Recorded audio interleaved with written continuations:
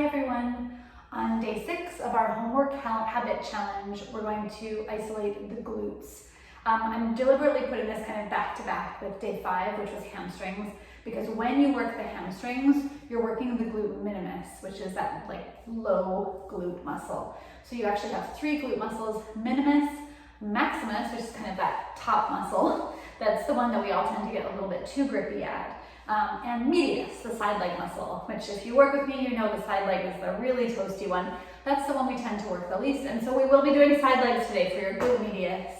So we're going to do both a little bit of a glute stretch before and after, because again, like I've mentioned before, when you're stretching, you become more aware of your muscles. So you're going to come onto your back, coming down sideways and rolling onto your back here. And we're going to take one foot over the opposite knee and bring the bottom thigh bone towards you. And just trying to keep your hips somewhat squared off here. So I'm not hiking one hip up higher than the other. And just taking a few deep breaths here. And this might feel kind of gentle, it might feel kind of intense. And it doesn't matter too much how much intensity you're feeling. You just want to have some kind of range of motion here. A little bit of rocking is always nice. And you want to stay there for at least 30 seconds, 40 seconds, because this is a spindle fiber muscle, which means if you stretch it quickly, it's actually just going to end up feeling tighter, because it's kind of one of those reactive and it's nervous system muscles, or very, very tightly connected to your nervous system, and slowly changing legs. So you're not feeling it too much now. I mean, maybe you are, because we haven't worked the glute medius yet, but that's why we're starting with this, and we're going to check in again after all of our glute exercises, and it should feel quite different. And again, for about 30 seconds. I'm flexing my feet because I become more aware of my collateral ligaments around my knee with flexed feet, and I always have sketchy knees ever since dancing. My knees are a little bit moody. That's a story for another time, but lots of knee abuse in dancing and in many sports. So from here, we're going to go ahead and come to roll on your side. If you have a wall accessible behind you, a wall is really helpful for alignment. We're going to bring your bottom arm underneath your head to support your skull here, and really making sure that bottom shoulder is stable. So I'm not just swooping onto it like I'm sleeping, but kind of anchoring it towards my waist, which lifts my waist up off the mat. My feet are back in line with my hips. My hand is on my hip to make sure that it's remaining still, and I'm opening and closing the top knee. Really making sure that the pelvis doesn't move at all and my hips are in alignment. I'm checking in to make sure my head is heavy on my arm. 4. And these are called clamshells. If you've ever done PT for hips or low back, these have definitely been part of your homework. They are very valuable. One of the things that happens with back pain or with hip pain is that that whole area kind of fuses.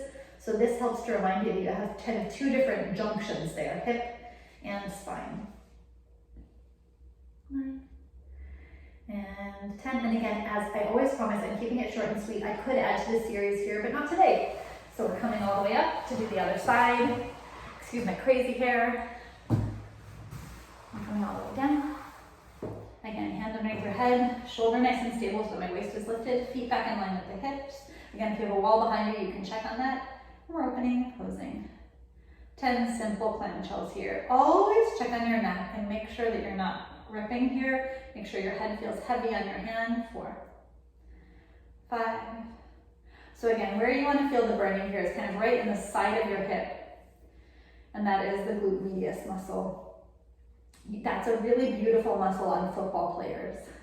You know, in those like spandexy pants, how their butt really like dips in on the side? It's because there's so much lateral movement in football. Strong glute medius.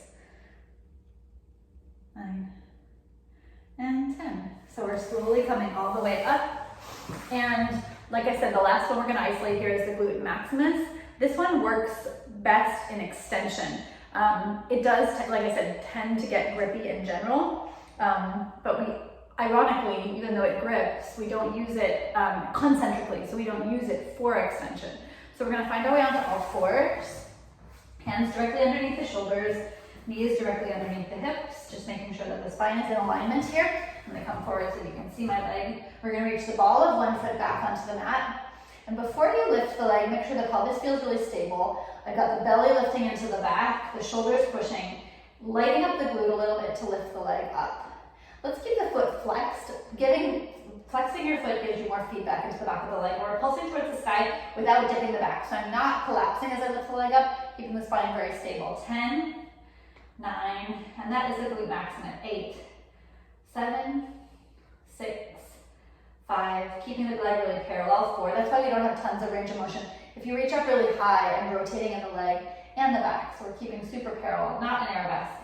9, 10, and bringing the knee back in, and ball the other foot back, and floating up, and 10, 9, 8, 7, 6, 5, 4, 3, 2, 1. And again, we're coming on to the back for the number 4 stretch. Again, as promised, very short and sweet that series, but it is super targeted. So if you do something like that daily, you're going to have healthy glutes.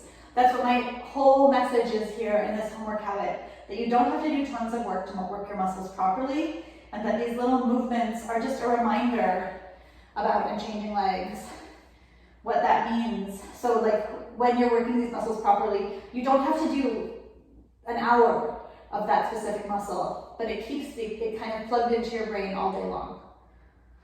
So I really hope you are enjoying the challenge. I hope that you don't have any questions so far, because I'm trying to tell you as much as possible. But if you do, please reach out. I love knowing what's working for you and what isn't, because it helps me tailor the next exercises. See you later on day 7.